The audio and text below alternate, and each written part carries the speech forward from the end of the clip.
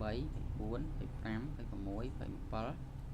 27 28 ចឹងទាំងអស់មាន28 on off ចឹងដើម្បី set timer ឧទាហរណ៍ថាយើង set ឲ្យវាដំណើរការម៉ោងប៉ុន្មានចឹងយើងទៅមើល clock យ៉ាងសិន clock មកម៉ោង 9:15 ចឹង timer ទី 1 ចង់ឲ្យបើកទីម៉ានយើងចុច hour មក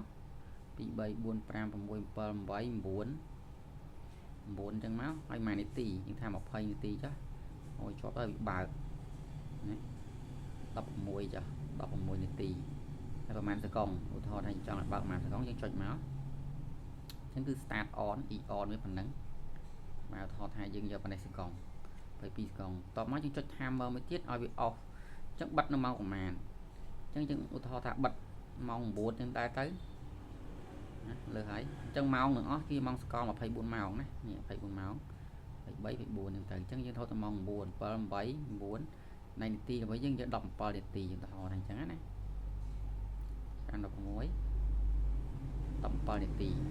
ហើយប្រហែលសកុងមកថតដល់5សកុងតមក off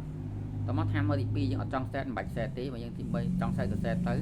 តមកនៅក្នុងនោះយើងអាចដាក់ថ្ងៃខែបាននេះ clock មកយើងថ្ងៃហ្នឹងថ្ងៃពុធអញ្ចឹងយើងចង់ឲ្យភ្លឺថ្ងៃណានេះម៉ោង 16:50 អញ្ចឹងវានឹង auto on នៅម៉ោង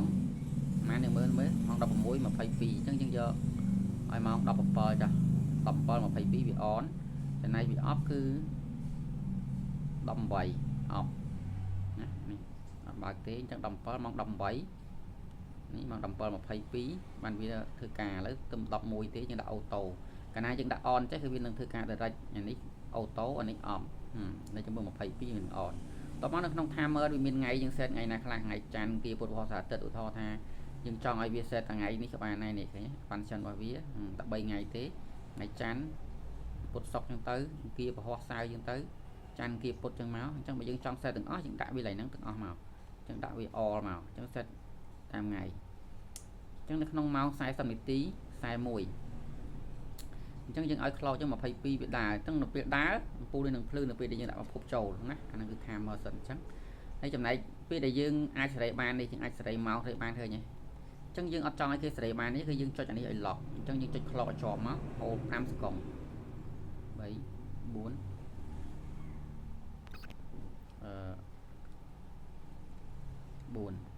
1 lock ចុច4ដងនេះថាចុច4ដងអញ្ចឹងពេលយើងចុចអញ្ចឹងយើងចង់ set ម៉ោង set បានដែរណាគឺយើង set ឡើងចិត្តមិនអត់បានដែរអញ្ចឹងកន្លែងហ្នឹងអ្នកនរគ្នាយើងត្រូវចុច4ដង1 2 3 4 unlock តែមកយើងចុច set ម៉ោងបានឃើញអត់ចង់ដាក់ម៉ោងទី5ឲ្យវាធ្វើការម៉ោងប៉ុន្មានយើង set មកណា set មកនេះ3 4 5ប្រហែលសកុងអញ្ចឹងមកហើយវាបិទវិញម៉ោងប៉ុន្មានហើយបិទថ្ងៃណាយើងអាច set week មកនេះនៅចង់បិទឲ្យសៅរ៍អាទិត្យអញ្ចឹងយើងបិទសៅរ៍អាទិត្យមកវាបិទអញ្ចឹងទី6យើងបាច់ set ទេយើង set ទាំងអស់បាន28តមកយើងបែកមក clock វិញតមកយើងត្រូវការ lock 1 2 3 4 1 2 3 4 lock កាលណា lock ចេះយើងដូរឲ្យគាត់បានដែរអញ្ចឹងទៀមទានេះទៅ lock ប៉ុន្តែនៅក្នុងនេះយើង lock នេះគឺ auto ណាយើង auto មានន័យថាវានឹងធ្វើការ timer យើងក៏ប៉ុន្តែ1 2 3 4នៅពេលដែលយើងដាក់វា on ចេះវាធ្វើការដដែលកាលណាយើងដាក់ off ចេះហើយយើង lock 1 2 3 4មានន័យថាវាអត់ដំណើរការទេយើង lock វាហ្នឹងមានន័យ lock ឲ្យវាធ្វើការហ្នឹងអញ្ចឹងយើងត្រូវការដាក់វាមក auto ណា auto អូខេតែវាបានណាអូខេ1 2 3 4តំណយើងដាក់វា auto អញ្ចឹងខ្ញុំនឹងចាប់ជាប់ភ្លើងចូលបង្ហាញភ្លើងខ្ញុំឧទាហរណ៍ថាខ្ញុំយកមក1វាចេញអស់ណាខ្ញុំចាប់ប្រភពភ្លើងចូល1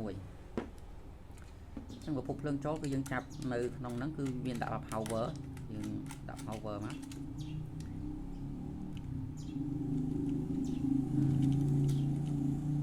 នៅក្នុង power នេះប្រភពវាអាចបាន25អាំពែគឺធំណាស់ធំមែនតើ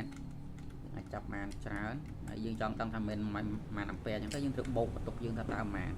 អញ្ចឹងនៅក្នុងនេះយើងដាក់ភ្លើងចូលណាក្នុងនោះភ្លើងចូលអញ្ចឹងខ្ញុំភ្ជាប់ជាមួយនឹងភ្លើងចូលអញ្ចឹងនៅពេលដែលភ្លើងចូលក្នុងប្រភពហ្នឹងវា error 2យើងត្រូវការ reset វាសិន set តើមកខ្ញុំ set ម៉ោងឥឡូវម៉ោងប៉ុន្មាន1 2 3 4 5 6ថតមក6មួយនាទី1 2 3 4 7 8 9 10នាទីប្រហែលសកុង12សកុងចុះមកខ្ញុំ set timer ណាចឹងថ្ងៃនឹងថ្ងៃច័ន្ទឧទាហរណ៍ចង់បានថ្ងៃអង្គារដូរថ្ងៃមកថ្ងៃអីសុក្រសៅរ៍អញ្ចឹងទៅណាតែអូតូប្រភេទអូតូឬក៏ off ឬក៏អូតូ on នេះ on គឺវាដំណើរការមានភ្លើងនេះចេញអញ្ចឹងយើងចង់ដឹងថាភ្លើងចេញគឺយើងអាចវាស់នៅក្នុងនាឡិការបស់យើងក៏បានឬក៏យើងដាក់បន្ទុកវាក៏បានតែមានន័យថាកន្លែងហ្នឹងគឺ relay វាវាយភ្ជាប់មកនេះហើយអញ្ចឹងយើងអាចយកនាឡិកាយើងមកវាស់ក៏បានដែរដាក់នាឡិកាយើងមកអញ្ចឹងនាឡិកាយើងកាច់មក AC កាច់ AC មកអញ្ចឹងយើងវាស់នាឡិកាយើងពីនេះមកទៅគឺភ្លើង220 ចឹងបោះពីនេះគឺ220ចឹងន័យថា on ហ្នឹងយើងចង់ដឹងវាធ្វើការអត់ចឹងយើងចុច off មកវាអត់ដំណើរការទេអានេះអត់មានទេយើងចុច off ឲ្យវាធ្វើការដែរចុច auto on វាធ្វើការអូខេចឹងមានន័យថាម៉ោង6:11នាទីអញ្ចឹងខ្ញុំ set ម៉ោងបើកដល់ម៉ោងប៉ុន្មានអញ្ចឹងឧទាហរណ៍ថាខ្ញុំ set ទៅម៉ោង6ប៉ុន្មានឧទាហរណ៍ថាមិញ16 17 18 19 20ចុះ20នាទីអញ្ចឹងទៅសកុងខ្ញុំបាច់ដាក់ប្រហែលណាបន្ទាប់មកខ្ញុំឲ្យបិទវិញនៅម៉ោង6 7ប៉ុណ្ណេះទីដូចច្រើនពេកណាបន្ទាប់មកយើងមើល clock ម៉ោង6:12អញ្ចឹងនៅក្នុង e នេះបើសិនបើយើងចង់ set វិញចុច clear ជាប់ណា clear នេះ CL នេះគឺ clear អញ្ចឹង clear គឺយើងចុចឲ្យ hold ឲ្យយូរមកវានឹង clear បាត់ទាំងអស់អញ្ចឹង program អស់វានឹងបាត់បន្ទាប់ពីបាត់មកយើង set វាម្ដងទៀតកន្លែង clear ហ្នឹងណា clear ទី1អញ្ចឹងមានន័យថាដល់ពេលយើង clear អស់អា error មួយនេះវាចេញមកន័យថាម៉ោងយើង set អត់ទាន់បាន set ទេយើងត្រូវការ set ម៉ោងវាម្ដងទៀតឲ្យចប់យើងអាច clear វាចោលអញ្ចឹងកាលណាវា on វា auto នេះមានន័យថាវាដំណើរការភ្លើងចេញឥឡូវខ្ញុំ clear វាចោលហើយខ្ញុំ set ម៉ោងអញ្ចឹងម៉ោង6ម៉ោង7 12នាទី15នាទីចុះតមកថ្ងៃហ្នឹងថ្ងៃច័ន្ទថ្ងៃពុធថាដាក់ថ្ងៃពុធចុះtrong ថ្ងៃហ្នឹងថ្ងៃពុធម៉ោង7:15តមក timer ខ្ញុំទៅដាក់7sorry បាត់ហើយ7 3 4 5 6 7បន្ទាប់មកខ្ញុំយក16 17នាទីចាស់17នាទី00សកុងតមកខ្ញុំបិទវិញទៅម៉ោង7លឿនណាស់8 9 20អញ្ចឹងមកវាម៉ោងសកល23នាទីម៉ោង8ទៀតហើយចិត្តលឿនពេកពី3 4 5 6 7ម៉ោង7អញ្ចឹងសកលមកវាដាក់17ចាស់17បងនេះសកលចាស់តមកយើងវិលមក clock វិញនេះវា auto វានឹងបើកហ្នឹងម៉ោង16អញ្ចឹងខ្ញុំឲ្យវាបើកម៉ោង16គឺវាបើកអញ្ចឹងបើកវាភ្លឺអញ្ចឹងយើងបោះអានេះមកនេះភ្លឺអញ្ចឹងម៉ោង16វាបើកម៉ោង16ទៅពេលវាបិទហ្នឹងម៉ោង17អញ្ចឹងម៉ោង17វានឹងរលត់ទៅលើម៉ោងអញ្ចឹង16យើងអាចបោះមកទៀតម៉ោង17វានឹងរលត់ហើយថ្ងៃពុធវាធ្វើការ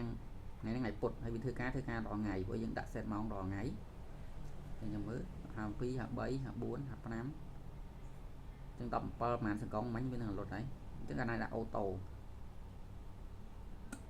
17វានឹងរលត់ប៉ុន្តែនៅ auto យើងត្រូវការសេរីទៀតបាននេះឃើញទេ1 2 3 4គឺអាចសេរីទៀតយើងអាច set ថ្ងៃខែទៀតចង់ឲ្យវាធ្វើការថ្ងៃណាអញ្ចឹងដាក់ថ្ងៃខែទៅនឹងមកប៉ុន្តែបន្ទាប់ពីយើង set ហើយយើងកុំភ្លេចយើងត្រូវការ lock វាបើមិន lock ទេគឺមានន័យថាវាដំណើរការរបស់វាហ្នឹងគឺវាត្រូវការ set បាននេះឃើញអាច set បានអញ្ចឹងដើម្បីឲ្យ set បានគឺយើងចូល lock 1 2 3 4អញ្ចឹង lock A អញ្ចឹង lock A នេះវានឹង auto នៅម៉ោងប៉ុណ្ណឹងយើងចុចអីក៏អត់បានដែរឃើញអត់ដំណើរការវាតែប៉ុណ្ណឹងទេអូខេ